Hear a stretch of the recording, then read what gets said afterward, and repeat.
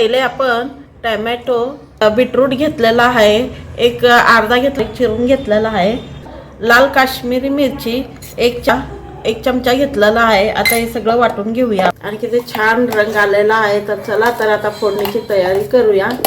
तर 3 चमचा तेल तर 3 चमचा तूप यात घालूया जिरे तडकल्यावर 1 वाटी बारीक चिरलेला कांदा याला थोडासा परतून घेऊया, याला लाल कलर येईपर्यंत।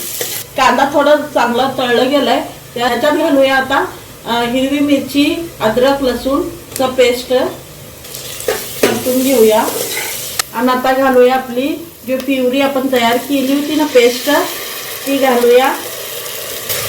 आता ह्याला तेल सुटेपर्यंत परतून घेऊया। आताच घालून घेऊया चवीनुसार थोडंसं मीठ, मसाले घालून घेऊया, लाल तिखट, थोडीशी हळद, धने पावडर, थोडासा गरम मसाला परतून घेऊया। आता आपण ह्याच्यामध्ये भाज्या घालून घेऊया।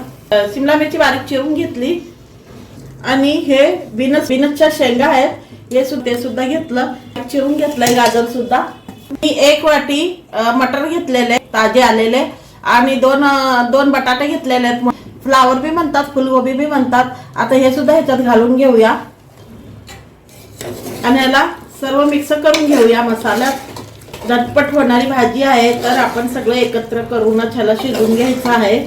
खूप छान होती, करून पहा। हे सर्व मिक्स करून घेतलंय मसाल्यामध्ये। तर आता आपण 2 वाट्या पाणी घालून घेऊया। मिक्सरच्या झारला थोडा मसाला आहे तर त्यातच पाणी घालून खंगाळून घालून घेऊया आपण। आणि दुसरी वाटी, कारण आपल्याला मॅश करायचं आहे हे भाज्या, त्याकरता थोडंसंच पाणी घातलेलं आहे। एक 4-5 शिट्ट्या घेऊया आता ह्याला। आपल्या शिट्ट्या झालेल्या आहेत, आता उघडून बघूया। शिजलेली आहे भाजी, बरोबर झालेलं आहे पाणी सुद्धा। आता थोडंसं ह्याला मॅश करून घेऊया।